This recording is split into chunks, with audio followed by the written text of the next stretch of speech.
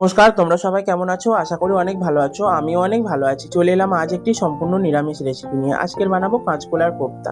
যারা কাঁচকলা খেতে পছন্দ করো না, এই রেসিপিটি একবার বানিয়ে দেখো, অসাধারণ খেতে হয়। চলো দেখে নাও কিভাবে বানাই। সবার প্রথমে এখানে 4টে কলা, একটা আলুকে চেরা করে নিয়েছি। কড়াইতে বেশ কিছুটা জল দিয়ে ওর মধ্যে কলা আলুগুলোকে সিদ্ধ করার জন্য চাপা দিয়ে রেখে দেবো। এবার আমি একটা শুকনো মশলার পেস্ট বানানোর জন্য কড়াইতে বেশ কিছুটা গোটা গরম মশলা, গোটা শুকনো লঙ্কা, গোটা ধনে, গোটা জিরে দিয়ে বেশ কিছুক্ষণ নাড়িয়ে চাড়িয়ে লাল করে ভেজে নেব। নিয়ে একটা মিক্সিং জারের মধ্যে দিয়ে পাউডার বানিয়ে রেখে দেবো। এবার কলা আলুটাকে সিদ্ধ হয়ে গেছে, খোসা ছাড়িয়ে একটা প্লেটে নিয়েছি। সাথে কিছু নারকেল কুড়িয়ে নিয়েছি, কাঁচা লঙ্কা আদার পেস্ট বানিয়েছি, সাথে দুটো টমেটো পেস্ট বানিয়ে রেখে দেবো। এবার সিদ্ধ কলা আলুটাকে হাত দিয়ে ভালো করে মাখিয়ে নেব। ঠিক এমনভাবে মাখাবো যাতে কোনো ডেলা ভাব না থাকে। ভালো করে মাখানো হয়ে গেলে ওর মধ্যে দিয়ে দেবো পরিমাণ মতো লবণ, লঙ্কার গুঁড়ো, হলুদ গুঁড়ো, ভেজে রাখা গুঁড়ো মশলা, আর তার সাথে দিয়ে দেবো কাঁচা লঙ্কা আদার পেস্ট, আর সাথে কুড়োনো নারকেল আর অল্প একটু বেসন দিয়ে ভালো করে সবগুলোকে একসাথে বেশ কিছুক্ষণ সময় দিয়ে ভালো করে মাখিয়ে নেব। নিয়ে একটা প্লেটে রেখে দেব।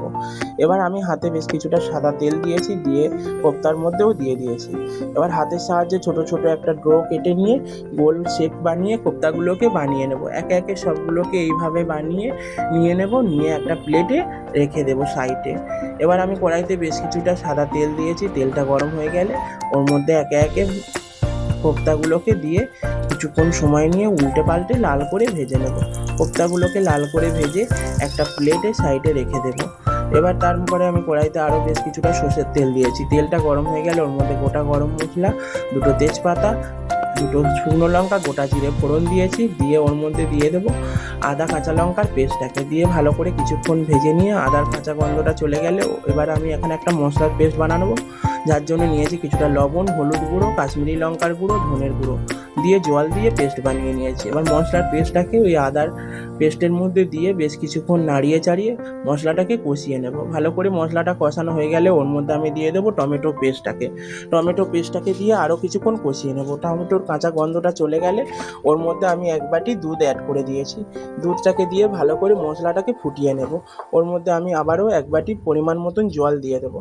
জলটাকে দিয়ে একটু ফুটিয়ে ভেজে রাখা কোপ্তাগুলোকে দিয়ে দেবো। দিয়ে একটা চাপা দিয়ে 5 মিনিটের জন্য রেখে দেবো। 5 মিনিট পরে ঢাকনাটাকে খুলে ওপর থেকে একটু চিনি আর গুঁড়ো করে রাখা ভাজা মশলা, সাথে 1 চামচ ঘি দিয়ে ভালো করে ফুটিয়ে নাড়িয়ে নামিয়ে নিলেই রেডি কাঁচকলার কোপ্তা। রেসিপিটি ভালো লাগলে একবার বাড়িতে বানিয়ে দেখো আর কমেন্টে জানিও। আর আমার রান্নার ভিডিওগুলো যদি ভালো লাগে সুচন্দনের রান্নাঘর পেজটিকে ফলো করো আর ইউটিউব চ্যানেলটিকে সাবস্ক্রাইব করে পাশে থেকো। টাটা।